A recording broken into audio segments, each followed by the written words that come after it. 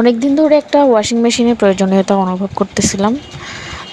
তো এটা আরও অনেক আগে কেনার কথা ছিল, কিন্তু আমরা যে মডেলটা নিতে চাইছিলাম সেই মডেলটা সিঙ্গার শোরুমে স্টক আউট ছিল। সেজন্য আমরা হচ্ছে যে নিতে নিতে দেরি হয়ে গেল।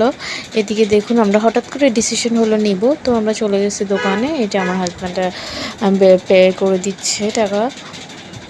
তো আমি যেটা নিয়েছিলাম সেটা হচ্ছে যে 11 কেজি সিঙ্গারের সেমি অটো ওয়াশিং মেশিন। তো সেমি অটো নেওয়ার পিছনে কারণ হচ্ছে আমরা যেহেতু ভাড়া বাসায় থাকি, সেটিংসের একটা ব্যাপার থাকে। আমরা চাইলেই সবসময় বাথরুমের পাশে কিংবা বেসিনের পাশে সেট করতে পারি না।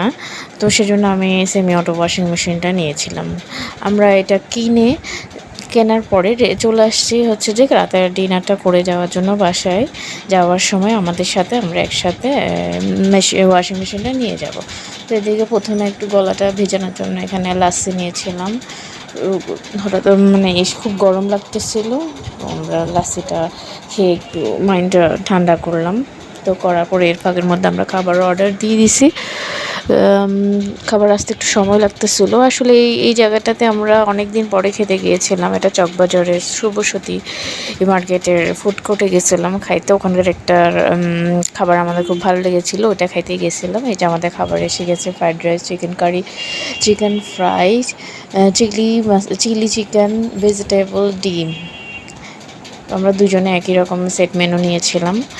তো খুব খিদে লেগেছিলো, আমরা খুব তাড়াহুড়ো করে খাচ্ছিলাম, কারণ আমরা যাওয়ার সময় আবার আমাদেরকে ওয়াশিং মেশিনটা নিয়ে যেতে হবে।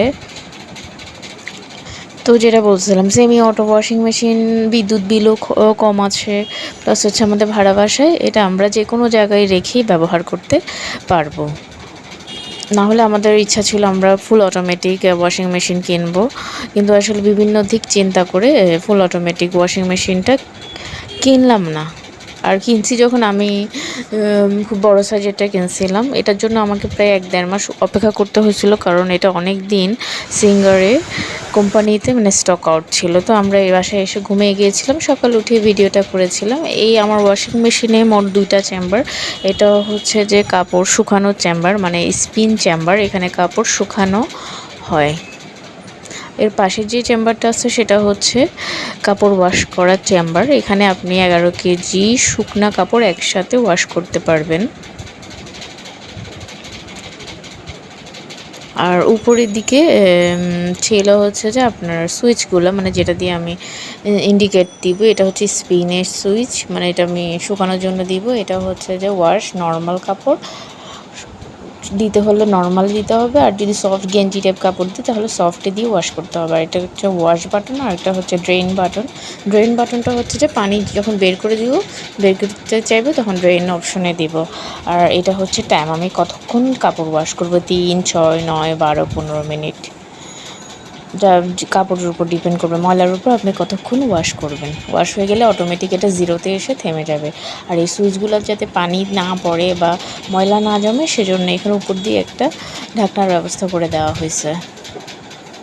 তো অনেক দিনে একটা আশা পূরণ হলো, আলহামদুলিল্লাহ।